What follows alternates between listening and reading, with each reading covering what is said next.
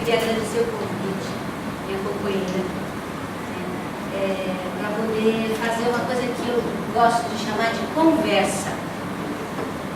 E conversar com vocês começa por um resgate do significado da palavra conversar. Eu vivi muito tempo com o Plínio Marcos, o dramaturgo, com ele aprendi um pouquinho da força das palavras. E ele usava até uma expressão dizendo que as palavras são mágicas e a gente precisa pensar antes de falar, porque dependendo do que a gente profere, as palavras se materializam. Ele brincava até dizendo que, certa vez, ele falou para uma pessoa: qual é o teu grande sonho? E a moça falou: eu queria muito uma casinha bem bonitinha, com jardinzinho, cortininhas na janela. Isso eu queria muito uma casinha assim, branquinha, bonitinha. Passa um tempo, ela ganha uma herança.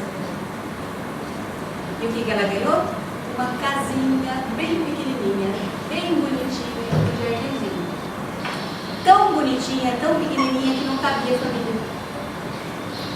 E aí o Plínio Marcos dizia: quando você vai sonhar, sonhe com a palavra certa. Se essa mulher tivesse sonhado com uma casa bonita, grande, talvez ela não tivesse ganho uma casinha que não cabia tudo dentro. Lembrando então do Plínio Marcos, inspirador, eu digo para vocês que o que eu pretendo fazer com vocês é conversar. E conversar não é outra coisa senão versar sobre alguma coisa com alguém. Versar, transformar em palavras, em frases, em orações que permitam a todos nós tratarmos desse tema juntos. Então eu não vou fazer uma palestra, não vou fazer uma exposição. Eu espero que a gente consiga versar sobre as relações entre educação, tecnologia e públicos chamados de vulnerabilidade social. Tá bom? Todo mundo guardou meu nome? Grácia, e-mail. Grácia Malzinho.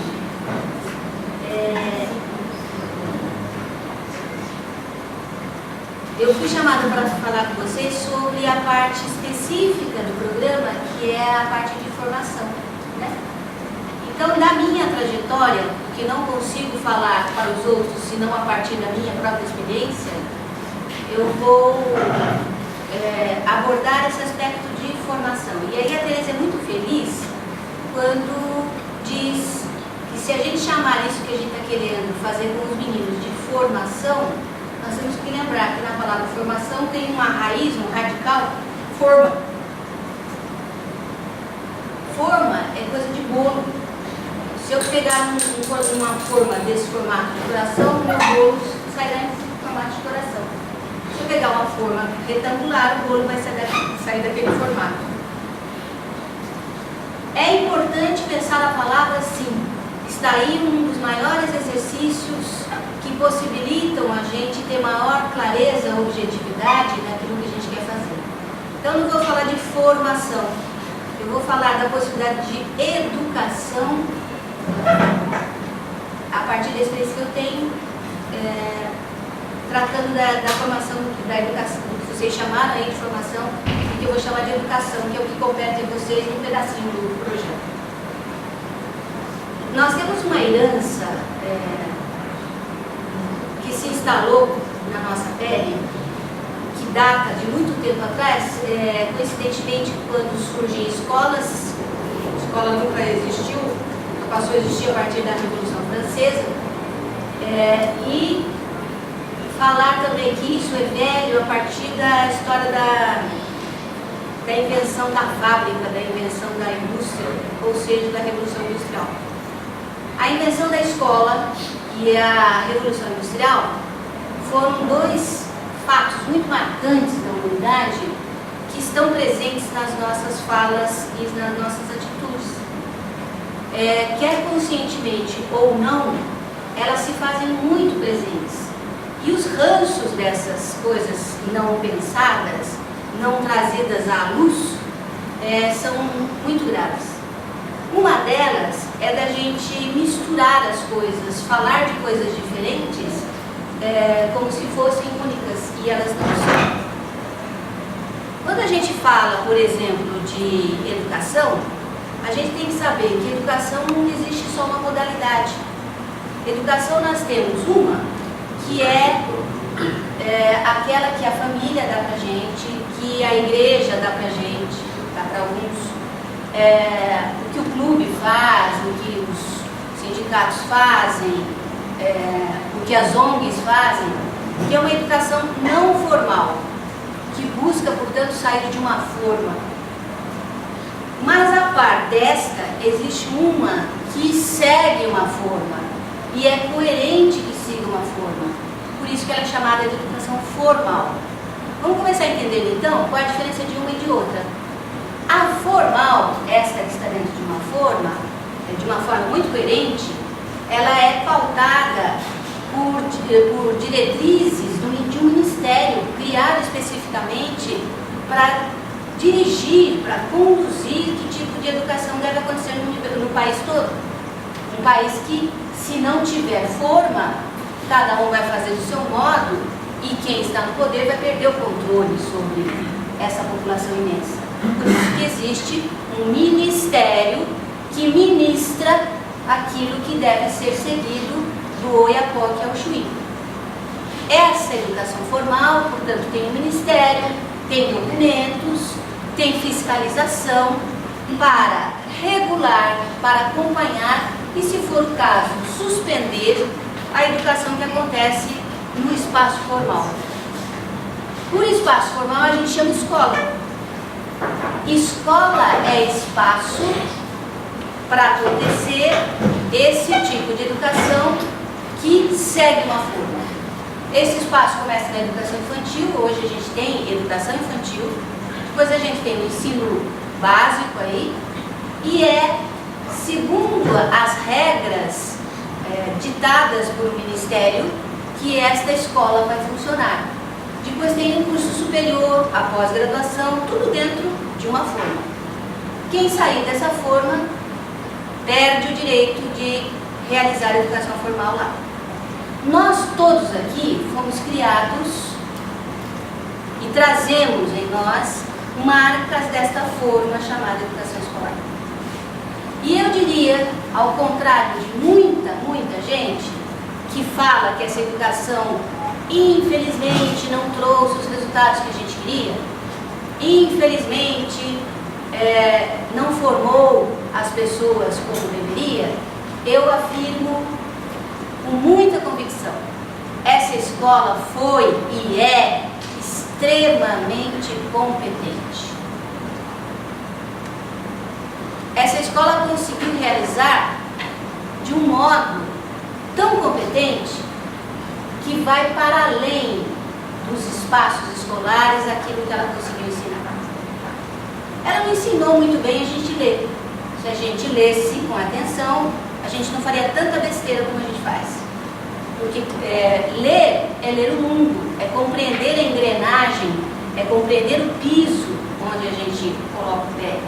E a maioria de nós não compreende, portanto, no sentido lato da palavra, a maioria de nós não lê o mundo.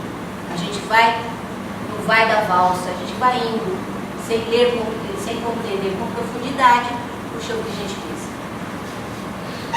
Ela não ensinou a ler e nem a fazer conta. Matemática deixou sentido. A gente não sabe para que a gente aprendeu equação. E a equação é uma das coisas mais belas e que nos propiciariam compreender muito melhor as questões práticas que a gente realiza. Então, ler e escrever, realmente ela não deu conta. Não sei se não proposital, ela não deu conta. Porque o mais importante ela ensinou. E o que esta escola ensinou, que está aqui na nossa pele, e eu com 58 anos estou tentando tirar, porque volta e meia ela aparece aqui de um jeito que incomoda, que dá alergia. O que ela ensinou muito bem? Ela ensinou a gente a acatar ordens. Então a professora ensinou muito bem que se sinônimo de coisa organizada é fila. Tem que fazer fila, porque fila organiza. Já pensou se não tiver fila? Vira uma bagunça, vira uma boiada. A criançada não vai se respeitar, vai pisar um em cima do outro. E a gente entrou na fila. E ao entrar na fila, o que a gente aprendeu a enxergar é no máximo a nuca do outro. A gente não aprende a olhar no olho um do outro. A gente esquiva o olho. A gente não olha um no olho do outro. A gente não chama o outro pelo nome. A gente aprendeu a formar fila. E atribuem a Brecht, isso que eu vou dizer, não sei se confiram lá. Dizem que o Brecht tem uma frase que diz assim: se fila fosse boa, o boi, lembrando da fila de boi, que vai para o matadouro, se o boi tivesse aprendido a conversar e não ir caminhando para o matadouro em fila, ele não iria para o matadouro. Ocorre que ele vai mansamente, olhando a nuca do que está na frente, e cai no matadouro, que lhe decepa o que ele tem de primordial, que é a vida. E nós aprendemos, tal qual os bois, a irmos mansamente para os matadouros. E ainda defendemos que se não tiver fila, vira bagunça. Uma outra coisa que essa escola ensinou muito, muito, muito bem, e isto vale inclusive para quem está fazendo pós-graduação, é não pensar com a própria cabeça.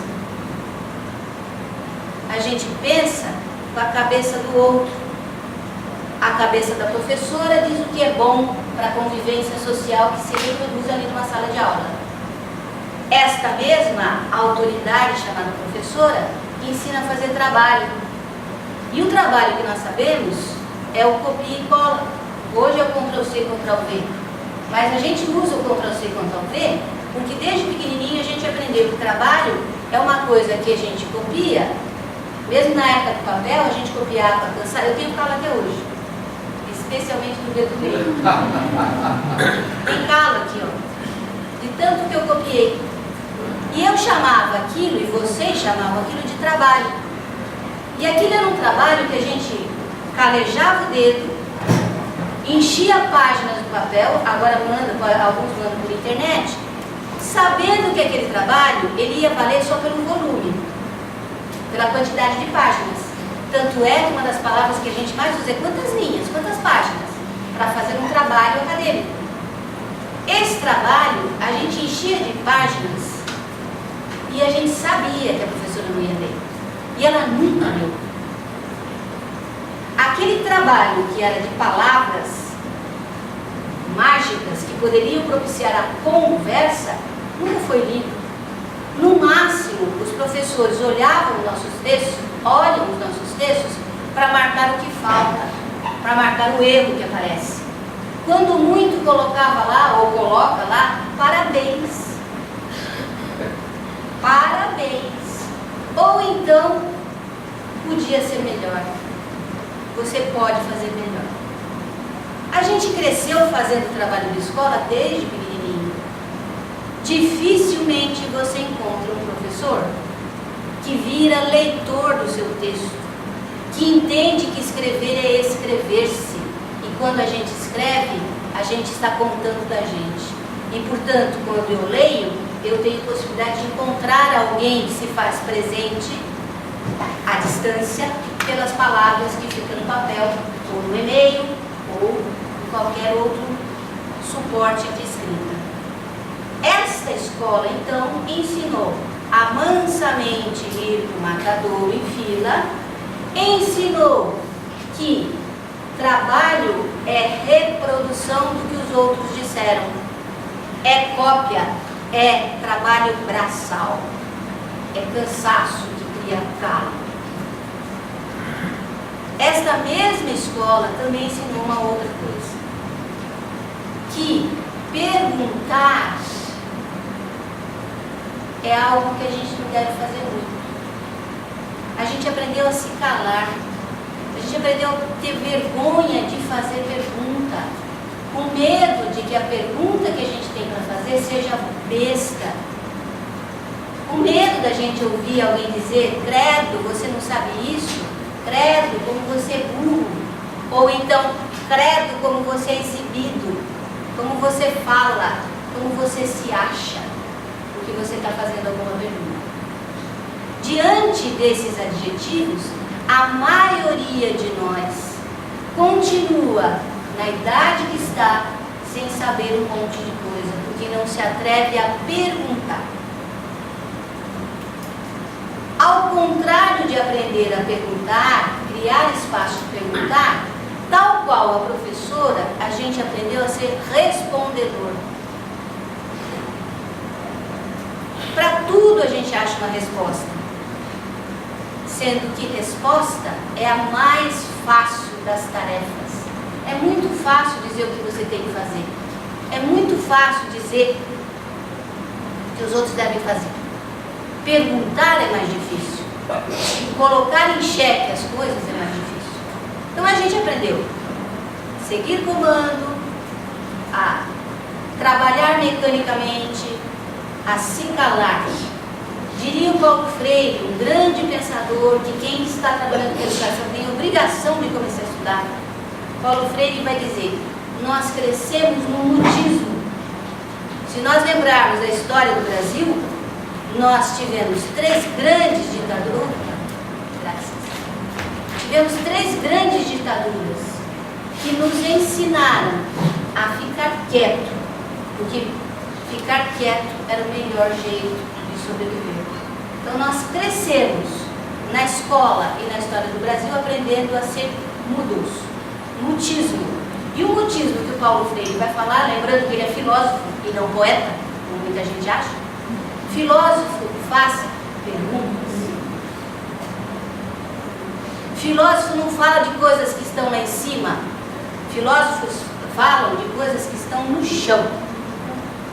E a gente aprendeu a não fazer perguntas sobre as coisas que estão no chão. Até aqui tudo bem? Por aqui, concorda ou estou falando besteira?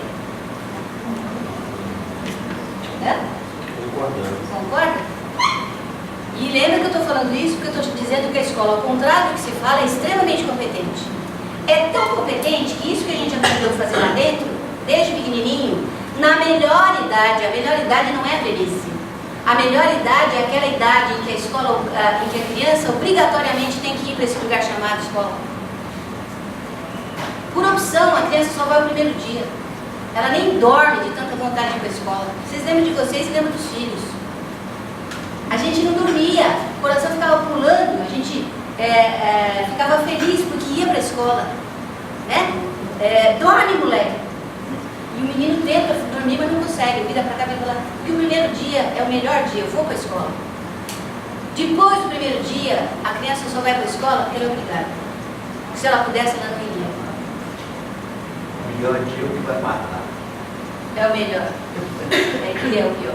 Mata a vontade. Né? Foi na escola que eu aprendi o que era filho, eu não sabia o que era filho. Eu sou do tempo que não tinha educação infantil. Hoje as crianças aprendem filha nos 3 anos de idade, que vão para a creche. E a creche, indevidamente, porque não pensa a palavra, né? Ela transforma em escola, transforma naquilo que vai lá. Então, pega-se a melhor idade da pessoa humana e coloca-se na escola. Por que é a melhor idade? Por volta dos 6 anos, eu diria agora por volta dos 3, essa fase primeira infância, que vai até os 9 anos, é a fase dos músculos crescerem. Cachorro a gente leva para passear, não leva? Se não atrofia os músculos. Um molequinho vai para a escola na idade do desenvolvimento físico, na idade do desenvolvimento dos músculos, e ele é voltado sentado. E dependendo do comportamento dele, ele tem o banho de sol. Ele toma banho de sol, ele vai para o recreio. Dependendo do humor da professora, ele perde o banho de sol. Ele não tem recreio. Falei besteira? Pegando na melhor idade, essa criança é confinada entre 4 paredes, é sentada e ali ela aprende a ser cidadão. Cidadão não é a partir dos 18, o cidadão está sendo formado desde a creche. Vocês não vão formar um cidadão. Os caras com quem vocês estão trabalhando já é tão cidadão quanto você. Porque desde pequenininho ele está entre quatro paredes aprendendo o que deve ficar para além da escola, que é acatar, consentir, calar e reproduzir. Isso é tão bem aprendido que se a gente olhar as relações que a gente tem com o outro, com o companheiro, com quem a gente mantém relações afetivas mais próximas, mais íntimas, com quem a gente partilha o nosso corpo, em geral é marcada também por ranços dessa educação escolar. Quantos de nós dizemos que somos casados, e a palavra casado é muito bonita, né? Eu tenho um caso com aquela pessoa. Eu estudo de caso, um case, o que é? Algo que ilustra de uma forma muito legal as coisas, né? Em geral, a gente casa, mas com aquela pessoa com quem a gente casa, a gente reproduz as mesmas coisas que a gente aprendeu com a professora. A gente tem uma relação tarefeira, que causa calo, que a gente não questiona, que a gente vai levando, confinado nas tramas do chamado casamento, independente de ser no papel ou não. Relações burocráticas que tiram o prazer. A gente vai para o casamento achando que vai casar com um príncipe ou uma princesa. E isso a escola ensina bem direitinho nos contos de fada. A gente cria no imaginário de pequenininho o tipo ideal de menina ou menino com quem a gente quer casar a vida inteira. Não é à toa que os homens gostam de loiras, não é à toa que as meninas gostam de um homem que vai defendê-la, que vai amá-la, ser gentil e ser forte ao mesmo tempo. Os contos de fada estão para isso. E quem nos conta contos de fada é a professora lá da escola. A gente leva para as relações íntimas esta... Casou com sapo?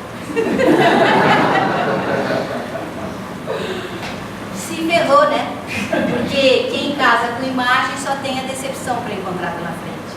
E a maioria dos relacionamentos íntimos são à base de imagem, de idealização, né? Então, no casamento a gente reproduz isso. De verdade, casados, companheiros, são muito poucos. A gente vai mansamente tendo filho, reproduzindo, né? E aí a mulher calejando, vai tendo filho, o outro vai cansando de procriar e ela vai fazer. Igualzinho, né? Nas relações de trabalho, idem. As nossas relações de trabalho, os lugares onde a gente trabalha, também traduzem muito isso que a gente aprende na escola. É muito difícil você encontrar alguém que diz assim, puta merda, o que eu faço me faz feliz. A maioria vai para o trabalho de saco cheio, se pudesse não iria. Tem raiva do patrão, igual tinha raiva da professora, mas não fala com o patrão, como não falava com a professora. Por quê? Não há uma conversa estabelecida, há cumprimentos de formas. A gente obedece, a revelia da nossa própria vontade, a gente vai obedecendo. E a gente vai calejando o dedo, fazendo coisas que não são gostosas, que não trazem satisfação. Que se trouxessem satisfação, a gente não diria, opa, tá chegando sexta-feira. E muito menos diria, puta, amanhã é dia de branco.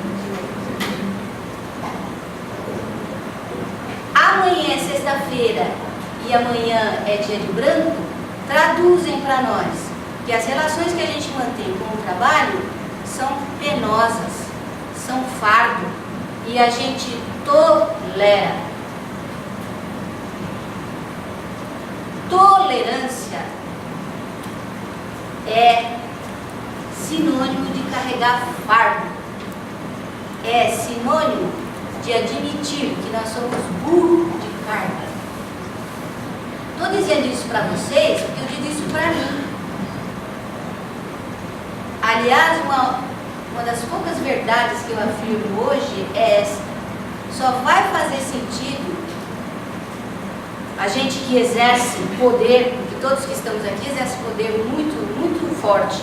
A gente tem o poder de falar com os outros, não é todo mundo que fala com os outros. Nós conseguimos, de certa maneira, superar essa coisa de ficar quieto. Vocês assumem papéis aí e falam com gente. Não é todo mundo que consegue falar, né? O que falta é a gente pensar o que a gente fala para os outros. Porque, em geral, a gente vai substituir a professora dizendo o que os outros têm que fazer, né? Mas nós aqui nos diferenciamos porque a gente fala com os outros, consegue superar esse temor de falar com os outros.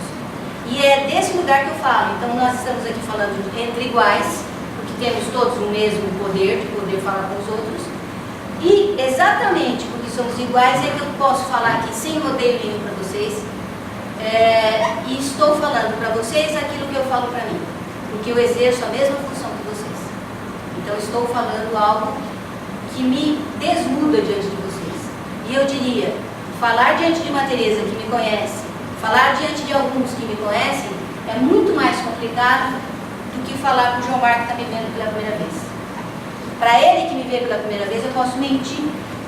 E se eu souber conduzir as palavras, ele vai me achar encantadora. Ou não, ou o contrário.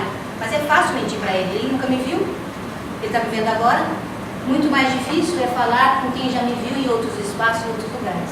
Então eu estou falando para vocês que eu não conheço, sabendo que isso que eu estou falando para vocês, tem gente que está vendo se eu estou falando mentira, se eu estou falando verdade.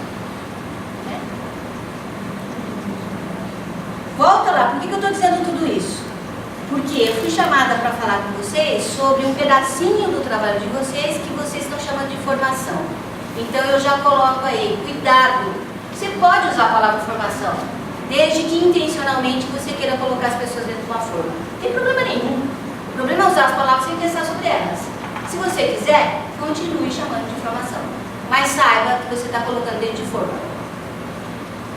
E quem define a forma é quem pega a massa para colocar dentro da forma. Se você quiser, mude o nome. E aí eu digo, eu acho, eu tenho convicção de que o que nós fazemos é educação. E educação tem um significado etimológico que a gente precisa recuperar se a gente lembra o mínimo de história. Então voltei na história falando então que nós temos ranço lá desde o surgimento da escola, a Revolução Francesa, e temos lá marcas da Revolução Industrial. Pensamento, em geral, é algo tido como abstrato, então a escola forma para a abstração dos conhecimentos que são considerados abstratos e o trabalho para a coisa prática. Só que, do meu ponto de vista, tanto do lado da parte acadêmica como da parte prática que é trabalho, a gente repete as mesmas coisas. E isso a gente aprendeu na escola. Estamos em sintonia? Quando a gente lembra, então, de educação formal, que é esta lá na escola, do infantil até o pós-graduação, se existe o formal, eu lembro que existe, então, uma educação que não é formal. E aí tem um nome. Tem uma autora que quem quiser estudar, anote o nome, que chama Maria Glória Gohm, G-O-H-M. E ela vai dizer que assim como existe a formal, existe uma educação não formal. Não formal, portanto, ela não vai se enquadrar dentro de quê? De forma. A formal atende regras estabelecidas, calcadas numa história, calcada num jeito de sociedade. Se você for para um outro jeito de sociedade, para um outro tipo de sociedade, não será essa educação. Você vai para sociedades ágrafas, aquelas que não escrevem, a educação haverá, mas não será igualzinha à nossa. Para as sociedades ágrafas, letra é sinônimo de coisa ruim. Quem é de sociedade ágrafa fala assim, você não confia em você, por isso que você escreve. Nós, das sociedades ágrafas, confiamos na nossa memória. A nossa memória está no nosso corpo, a gente não precisa pôr no papel. Então, dependendo do tipo de sociedade, é o tipo de educação. Esta nossa se vale da palavra escrita, outras não. Então, esta é formal, ela atende a um tipo de sociedade, regras específicas daquela sociedade e valores daquela sociedade. Não formal não se encaixa em forma. E é chamado de educação não formal, então, tudo aquilo que não está ligado à escola. E que, portanto, eu vou poder fazer com criança que não está na escola, porque está assim de criança que não está na escola. Está assim de criança que não está na creche. Vou poder fazer com jovens, porque está assim de jovens que não estão na escola. Vou poder fazer com velhos, porque está assim de velho que já nem vai mais para a escola. A educação não formal é possível com qualquer público, em qualquer lugar. Eu posso promover uma educação não formal dentro da minha sala, da minha casa, dentro do meu quintal, na rua. É possível, porque diferente da formal, que exige um especialista, ninguém dá aula, ninguém coordena, ninguém dirige na educação escolar, na educação formal, se não tiver título. É coisa de especialista. Na educação não formal, analfabeto pode trabalhar. Por isso que Paulo Freire, esse pensador da educação, vai chamar de educadores. Ele vai escrever para educadores. Paulo Freire escreve para nós que estamos fora da escola. Por isso que ele chama educadores populares. Porque Paulo Freire, que fundamenta seus estudos nos anos de chumbo da ditadura militar, ele convoca as pessoas leigas, inclusive as que nunca foram para a escola, para promover no Brasil um trabalho de leitura do mundo. Essa é a grande convocação do Paulo Freire. Ele vai convocar as pessoas para ler o mundo, ou seja, ler o Brasil, nos anos de chumbo. E aí o que o Paulo Freire propunha? Que se formassem grupos, olha a palavra, e não alunos, grupos para conversar.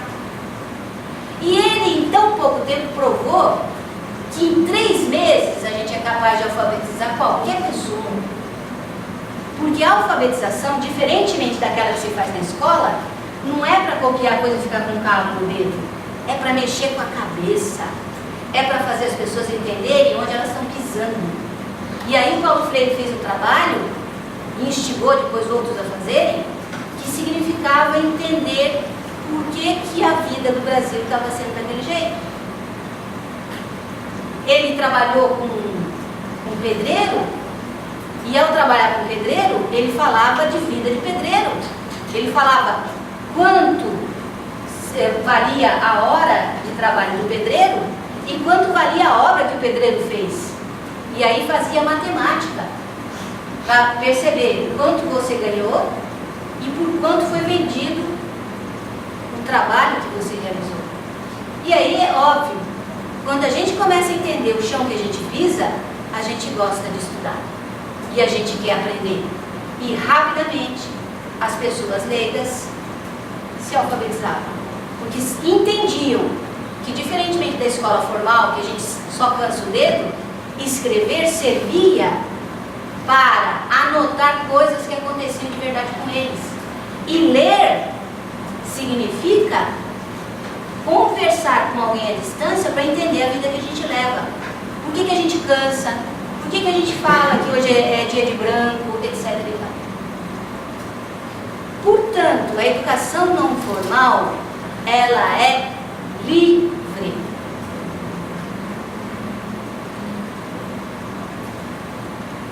E aí já cabe perguntas para vocês. Hoje já fiz essas perguntas para focar para vocês. O que vocês fazem se encaixa na educação do tipo não formal? Como mais tarde, que eu sei que vocês vão se debruçar sobre os materiais que vocês produziram, fica aí uma pergunta, ou fica aí uma questão. Comecem a pensar se o que efetivamente vocês estão fazendo é livre, ou se o que vocês estão fazendo se parece com o que se faz na escola. Por livre, nós estamos dizendo que tudo pode ser objetivo de ensino ali naquele espaço. Conteúdo, experiências, práticas são totalmente livres. Ninguém do Ministério da Educação vai chegar e dizer: isto aqui não está de acordo com a Lei 93, 94/96.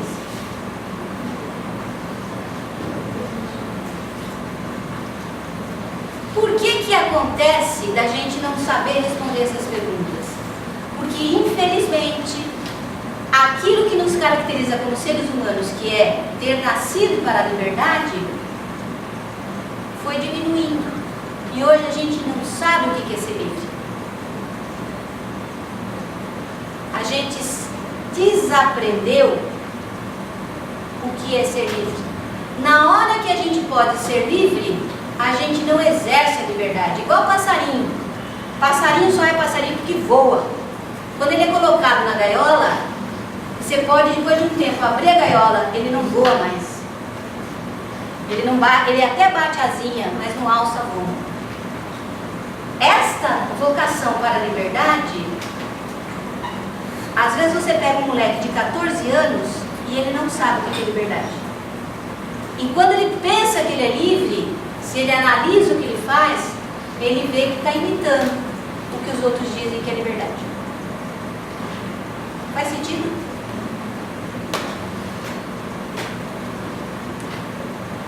Na verdade, a palavra educação vem do latim e que significa conduzir. A educação não existe sem um menor e um mais velho. Quando eu vou atravessar a rua com uma criança, eu pego na mão da mão. A outra. A gente pega na mão. Eu pego, sou mais velho, pego possível. Por quê? Ao atravessar a rua, eu sei que tem uma travessia para ser feita. E dependendo do modo com que essa travessia for feita, é o resultado da travessia. Então, eu, mais velha, não vou deixar o mais novo sozinho. E eu pego firme aqui.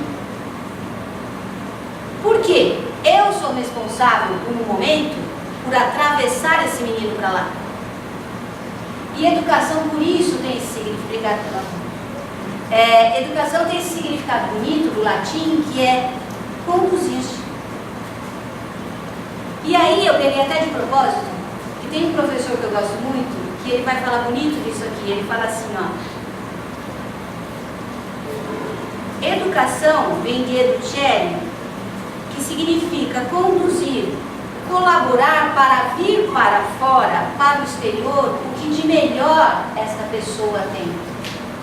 E ele fala assim: portanto, educação, abre aspas, é algo interno, profundo, que nos caracteriza a todos, pois que é a partilha com a espécie humana e, ao mesmo tempo, aquilo que mais nos diferencia com relação aos outros com quem convivemos, pois que é o mais específico de nós, ou seja, a condição de pessoa humana com o seu próprio caráter, suas características, sua singularidade.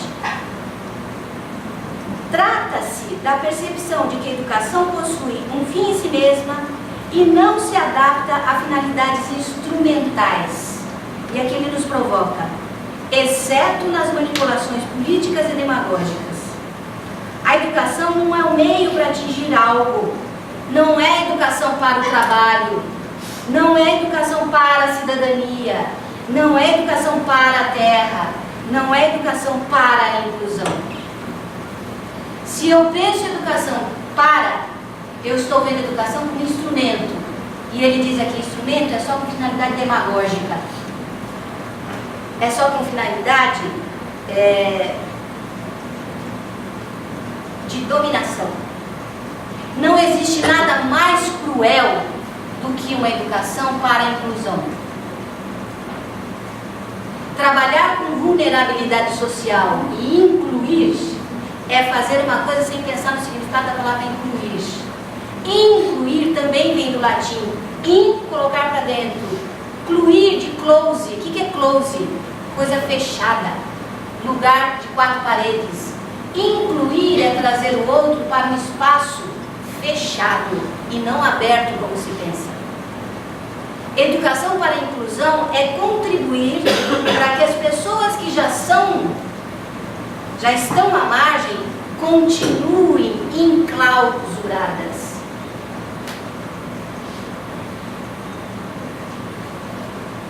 Toda vez que eu trabalho para a cidadania, eu esqueço que esse cidadão já está formado. Diz lá a Constituição que o molequinho de 0 anos já é cidadão. Ele já tem direitos. Ele já nasceu com direitos. Direito à vida. Direito à preservação da vida. Então, é muita pretensão do que se chama educação para a cidadania. É muita pretensão. É, sem perceber, dizer, olha, eu digo que os fulanos não têm direito, então eu vou dar o direito a ele. Vou dar este direito, aquele outro. Mas direitos, as crianças já nascem com ele. Educação é, portanto, extrair, colaborar para que a pessoa recupere aquilo que a escola fez perder. O que a escola fez perder? A noção de que nós nascemos para a liberdade, para a autonomia. Se a gente não tivesse nascido para a liberdade, não se cortava o cordão umbilical. É da natureza humana a liberdade. O bebezinho ficou lá dependendo da mãe 9 meses. Quer queira ou não, esse bebezinho vai sair. E ao sair, simbolicamente, a gente ganha o selo. Você tem vocação para a liberdade. Se fosse para a dependência, a gente continuava com o cordão.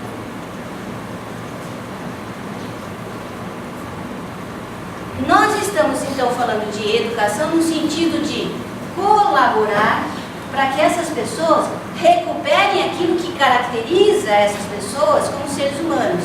Vocação para a liberdade. Vocação, portanto, para a criação. Criação é cria. Aquilo que vem de dentro. Se eu recupero esses sentidos de educação, eu vou entender que mesmo não sendo especialista de educação, eu ensino. Eu ensino o menino, dá uma ajuda. Eu ensino o menino como ele deve atravessar com cuidado a rua. E eu ensino outras coisas.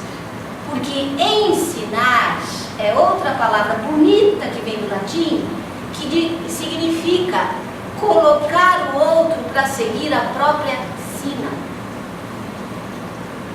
Ensinar, colocar dentro. Ensinar é colocar o outro para que ele siga a sua própria sina.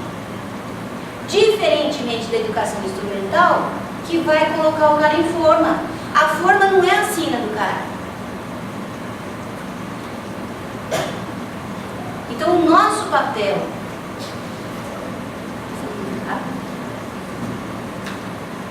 o papel que a gente pode se atribuir, fica muito, muito mais legal do que normalmente a gente faz na educação não formal. Na educação formal, a gente não tem que ter forma, porque a gente pode recuperar essas coisas aqui que eu estou abrindo janelinha para vocês pensarem depois e possibilitar invenção, criação, atividades criativas que façam a pessoa com quem a gente convive por determinado tempo descobrir qual que é a sina dela. Infelizmente, a maioria de nós que estamos em ONG, em instituições religiosas, a gente fica definindo a forma que o cara deve seguir. Então o moleque, só porque ele veio da perifa, ele tem que se formar para trabalhar com determinadas coisas. Braçais, repetitivas, tudo de igual. O cara não cria. E se o cara não cria, ele morre em vida. Ele fere em vida. entender? Não estou falando isso como sermão para vocês. A minha origem é professora, eu sou professora. Eu vivi essas coisas todas que eu estou falando muito forte. Só que, por sorte, convivi com pessoas que me provocaram a pensar. E pensar leva a gente a rever a trajetória da gente. E revendo a trajetória, se a gente entende mesmo o significado dessas palavras, entende não ficar igual. E aí, não ficar igual pressupõe a gente dar um passo, que é a gente avançar e experimentar coisas. Então, o grande convite para quem se põe a trabalhar em educação, que é a condução das pessoas, é repensar. Outras vezes a gente aceita também, né? A gente entra em coisas que já tem conceito definido e ele não vai poder mudar. Por exemplo, o recondicionamento na reciclagem. Recondicionamento, eu jamais tem aquela coisa lá, muitas vezes quando fala reciclagem, não é reciclagem, é recondicionamento. Então, mesmo que a pessoa não acredite em recondicionamento, se entra no polo lá, vai estar informada nesse formato.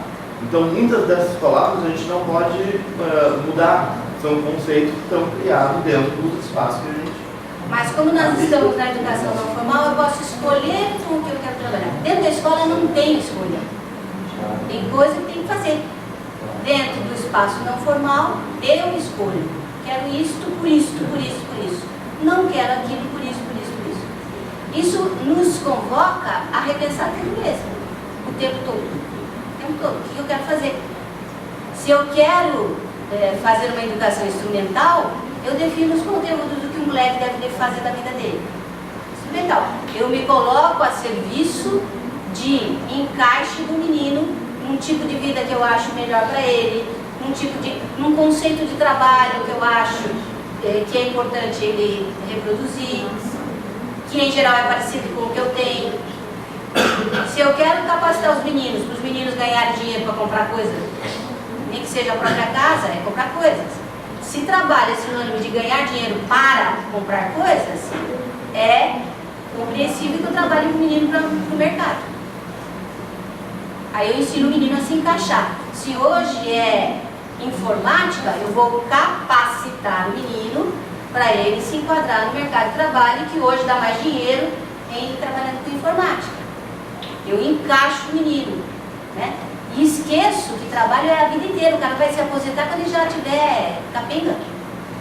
Então eu conduzo o menino para entender trabalho de um jeito que sexta-feira de bom que chegou, segunda o inferno chegou, quarta-feira está na metade do inferno, sabe? Eu conduzo o menino a se encaixar. Porque se ele não se encaixar nesse tipo de mercado de trabalho, como é que ele vai pegar o dinheiro para comprar as tranqueiras que ele precisa? Só que daí eu posso fazer uma roupagem bonitinha, dizendo que eu estou capacitando os coitados da periferia, né? Estou dando perspectiva para ele. Como é que ele vai sobreviver, coitado? Né? E aí eu mantenho, e aí ainda mascaro mais ainda, vou trabalhar para a sustentabilidade. Pensando no planeta, etc e tal. Mas eu estou ensinando para o menino que trabalhar e ganhar dinheiro para comprar tranqueira. Por exemplo. Graça, eu queria perguntar uma coisa.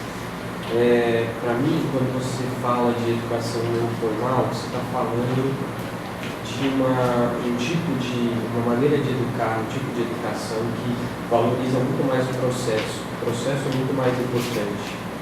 E quando o processo é mais importante que o resultado, isso quer dizer que a gente está falando de princípios e não de consequências. E nesse caso, os meios justificariam os fins? Outra coisa que você falou aí, né? Eu acho que eu vou ilustrar bem com esse caso aqui. Quando a gente toma a vida na mão, a gente tem que ter clareza do que eu quero para a vida. Quando eu falo de educação para os meninos, eu estou com os meninos. durante X tempo eu estou com os meninos, fisicamente com os meninos. Então pensar educação é pensar o que eu quero para a vida, né? Se não for sinônimo de criação, portanto de satisfação, é fardo, é tolerância. E tolerância é carregar um peso acima do que eu posso. É negação do prazer da vida, né? Então, quando a gente se mete em educação, do meu ponto de vista, a gente tem que saber o que a gente quer para a vida. E isso é princípio. E se fala de princípio, eu volto mais ainda, vou no princípio. Se eu penso em vida, eu lembro inclusive de eu beber. Se eu tivesse nascido para dominação, eu não teria saído da barriga da minha mãe. Isso é vida.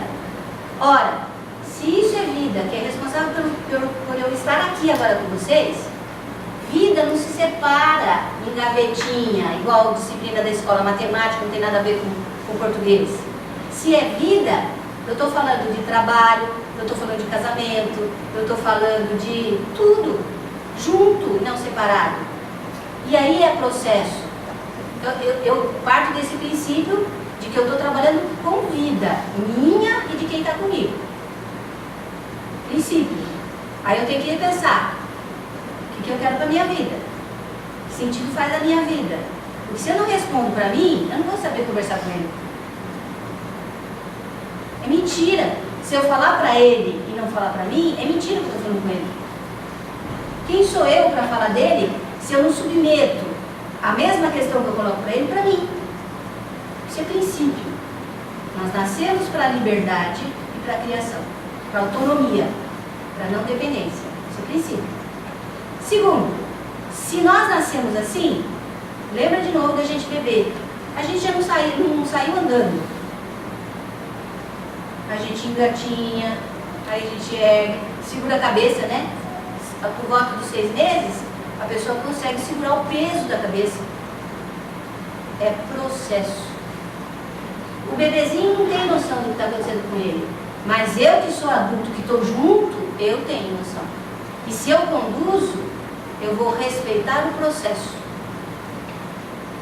Nesse sentido, processo é a segunda palavra importante que a gente tem que pensar quando pensa em educação. Como é o processo, como está se dando o processo dessas coisas que eu quero levar as pessoas a pensarem e repensar? Como é que está se dando? Porque o que é comum, de novo, volta na escola, é o processo ser conduzido. Mas conduzido no sentido ruim do termo. Que ao invés de dar a mão do lado, eu pego da mão do outro. Ao invés de eu ir do lado, eu pego o moleque assim, ó. Vocês já viram gente que carrega a criança assim? Aqui não é mão. Pega-se aqui, pega-se assim. Dá-se um passo maior do que o menininho. Observe na rua, criancinha andando, atravessando rua, caminhando na rua. O adulto dá um passo assim, o menininho tem que dar 2, 3. E o adulto está indo. E o molequinho fazendo o maior esforço. Processo me arrepia, porque é a parte mais importante. E como o processo se dá o tempo todo, e a gente está viciado a só olhar objetivos, metodologias e resultados, a gente não dá conta do processo. E o processo é agora. Se vocês não estiverem olhando para mim agora, esse processo aqui está ferrado. O processo define o que a gente vai conseguir fazer lá na frente.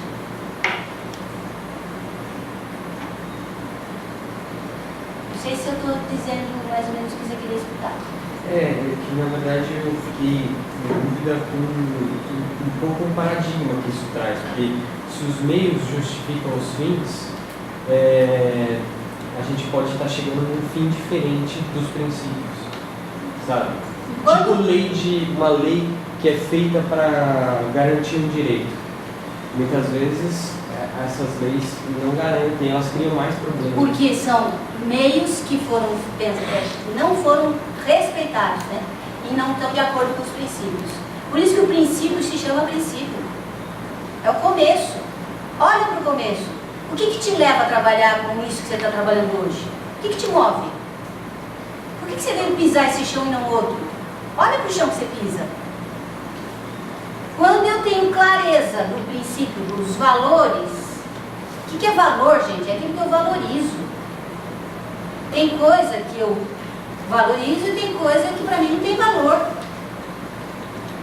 Submeter isso tudo ao crivo da razão, o que me leva? Isso é princípio, são os valores, são os objetivos.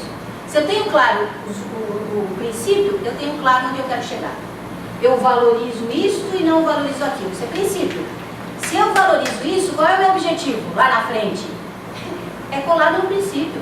O que eu quero lá é o que eu tenho como princípio. Eu quero contribuir para que o moleque aprenda que ele é ser de criação. Isso para mim é um princípio. Agora, para eu contribuir para o menino se valorizar como ser de criação, que nasceu para a liberdade e não para a dominação, abaixo tudo aquilo que quiser te prender, se eu tenho isso por princípio, eu vou achar os meios, quais forem, não interessa quais, para o menino se reconhecer como ser de criação. Eu costumo dizer que ferramentas, ora as ferramentas, para mim tanto faz. Agora eu vou mostrar um de fotografia. Fotografia é ferramenta, igual a palha para o pedreiro. Para mim, que estou à frente da atividade, pode ser fotografia, pode ser vídeo, pode ser qualquer coisa. Quando se fala que os meios justificam os fins, cuidado com essas palavras. Os meios são a forma que eu achei, o jeito que eu encontrei de ter maior clareza para mim, para despertar o outro lá, para que ele seja ele mesmo. E aí, esse percurso, esse processo, ele pode mudar. E eu vou mostrar agora um trabalho que está se mudando, já mudou umas 5 vezes, e talvez mude muito mais.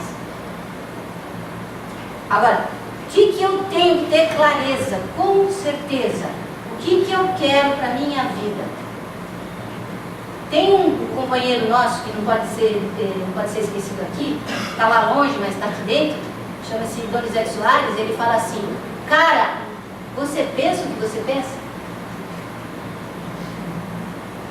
Você pensa sobre o que você pensa? Isso é princípio. Antes de dar a resposta, antes de ficar vomitando receita, volta. O que você está fazendo da tua vida? Por que você casou com não sei quem? Por que você trabalha não sei onde? Por que você optou por esse tipo de lugar que você está agora? Por que você está aqui e não está na praia? Então a gente tem muito mais pergunta para fazer para a gente do que resposta.